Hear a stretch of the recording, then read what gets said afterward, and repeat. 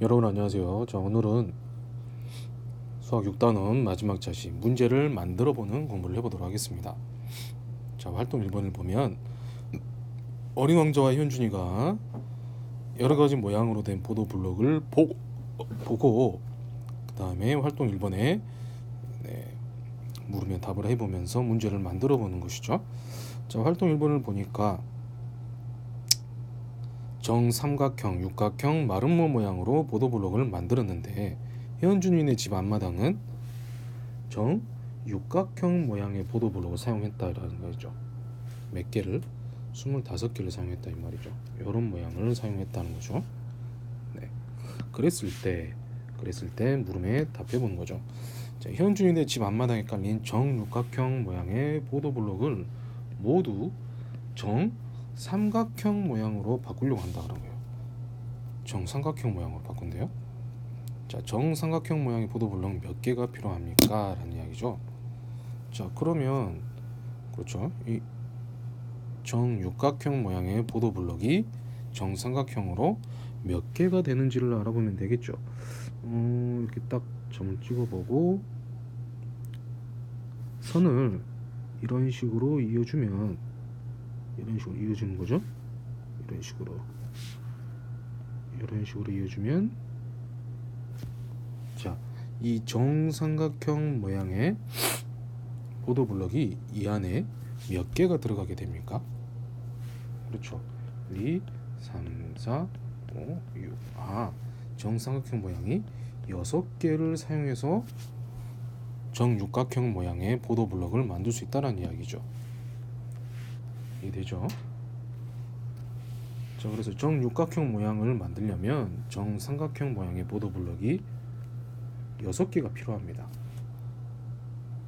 그런데 현주인의 집에서는 25개를 사용을 했어요. 그래서 이런 게 몇 개가 더 있다는 이야기예요.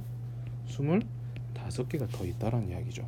그래서 요거를 계산을 해보면 그렇죠. 정삼각형 모양의 보도 블록이 몇 개가 더 필요한지가 우리가 알 수 있겠죠. 이해됩니까? 그렇죠. 자, 그런 다음에 이번에는 모두 이 정삼각형 모양의 보도 블록을 마름모 모양으로 바꾼다는 이야기죠. 마름모 모양으로. 그러면 마찬가지로 마름모 모양의 보도 블록은 몇 개가 들어가는지를 정육각형 모양에서 찾아보면 되겠죠. 자, 요 모양이 몇 개가 들어가느냐 이 안으로 볼까요? 요 모양이 이런 식으로 들어갈 수 있겠습니까? 이런 식으로 그러면 하나 들어갔네요. 그렇죠? 그다음에 요렇게도 들어갈까요? 요렇게도 들어갈 수 있겠죠. 몇 개 들어가죠? 2개가 들어갑니다. 역시 이렇게 들어가면 3개가 들어간다. 그래서 마름모 모양으로는 정육각형 모양의 보도 블록을 그렇죠. 3개가 있으면 정육각형 모양을 만들 수 있다는 이야기죠. 이해되죠? 그래서 문제를 보면 역시 위에 삼각형 모양으로 정삼각형 모양으로 만드는 것과 마찬가지로 마름모 모양으로는 3개가 필요하다는 이야기예요. 그런데 이 3개짜리 마름모 모양이 정육각형 보도 블록이 몇 개 있다? 25개가 있다. 그래서 요거 계산해주면 마름모 모양 보도 블록 개수를 구할 수가 있게 되겠죠. 그 다음에 정삼각형 모양과 마름모 모양의 보도 블록을 섞어서 꾸미는 방법에 대한 문제를 만들어 보라고 했어요. 섞어서 그러면 25개 중에서 12개는 정삼각형 모양으로, 그 다음에 13개는 마름모 모양으로 만든다고 할 때 필요한 삼각형 보도 블록은 몇 개고 마름모 모양 보도 블록은 몇 개입니까? 이런 식으로 문제를 만들 수 있겠죠. 자, 여기는 여러분들이 직접 선생님의 방금 했던 예시를 참고를 해서 여러분이 직접 한번 문제를 만들어 오면 좋습니다. 알겠죠? 자, 활동 2번 해볼까요?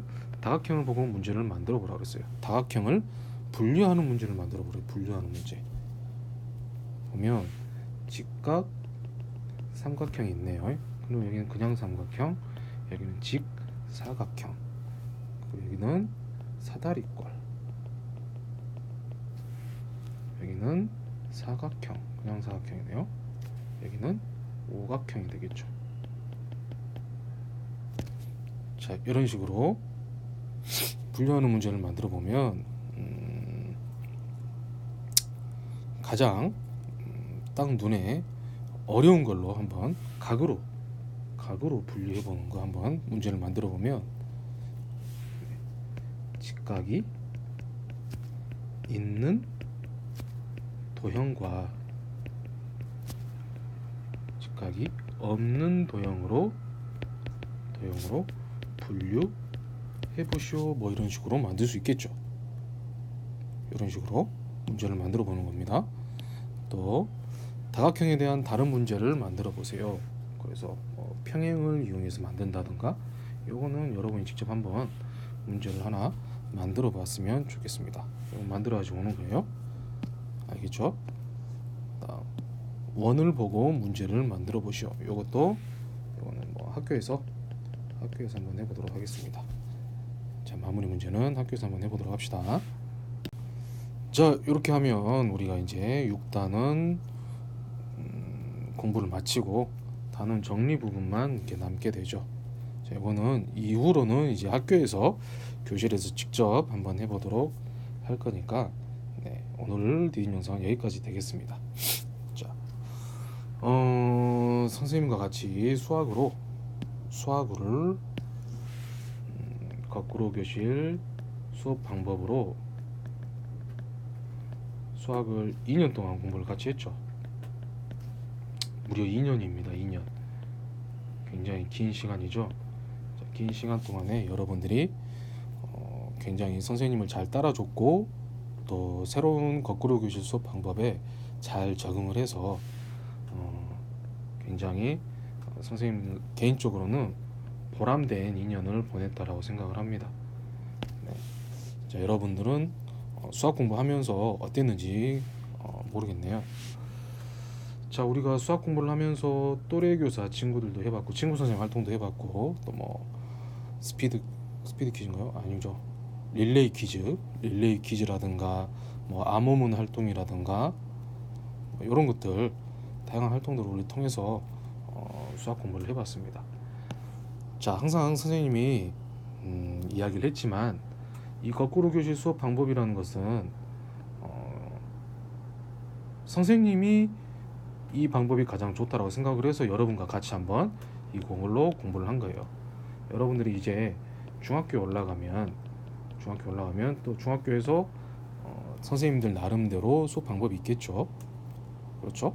자, 그 방법에 따라서 여러분들이 또 열심히 공부를 하면 되겠지만, 선생님이 꼭 해주고 싶은 말은, 그때도 우리가 수업 시간 선생님 이야기했지만, 거꾸로 교실 수업 방법은, 그렇죠, 내일 공부할 거를 미리 내가 관심을 가지고 미리 한번, 그렇죠, 공부를 해본다라는 그런 의미가 있습니다. 자기 스스로 공부하는 습관을 갖게 해주는 그런 의미가 있는 것이죠. 그래서 여러분들이 내년부터 갈 중학교에서 어떤 선생님이든 나름대로 선생님들이 가장 좋다고 생각하는 수업 방법으로 수업을 하실 거예요. 하지만 여러분들도 자기 나름의 그런 공부하는 방법을 정해두면, 어떤 선생님을 만나든 어떤 수업 방법을 하든 여러분들이, 그렇죠, 여러분들이 원하는 수업의 성과를, 공부하는 성과를 거둘 수 있을 거라고 선생님은 생각을 하고 있습니다. 그래서 선생님과 같이 2년 동안 거꾸로 교실 수업 방법, 좋은 방법으로 공부를 했잖아요. 그래서 이런 패턴을 여러분들이 중학교 올라가면 버리는 게 아니라 자기 나름의 그런 공부 방법으로 발전을 시켜서, 네, 중학교 선생님이 거꾸로 교실 수업을 하든 그렇지 않든 간에 여러분 나름의 그런 공부 방법을 꼭 정해서 멋진 중학교 생활을 하기를 선생님은 마음속으로 간절히 바라고 있습니다. 선생님 마음 알겠습니까? 자, 그래서 하고 싶은 말은 2년 동안 선생님과 같이 공부하느라고 정말 고생 많이 했고, 그리고 선생님하고 같이 공부하지 않더라도 여러분만의 공부 방법을 잘 찾아서 그거를 꾸준히 실천하는 우리 6학년 친구들이 되었으면 하는 바람이 선생님의 마지막 바람이 되겠습니다. 자, 오늘 공부는 여기까지고요. 네, 공부하느라고 고생했습니다. 중학교 가서도 더 멋진 모습으로 공부를 하길 바랍니다. 여러분 안녕.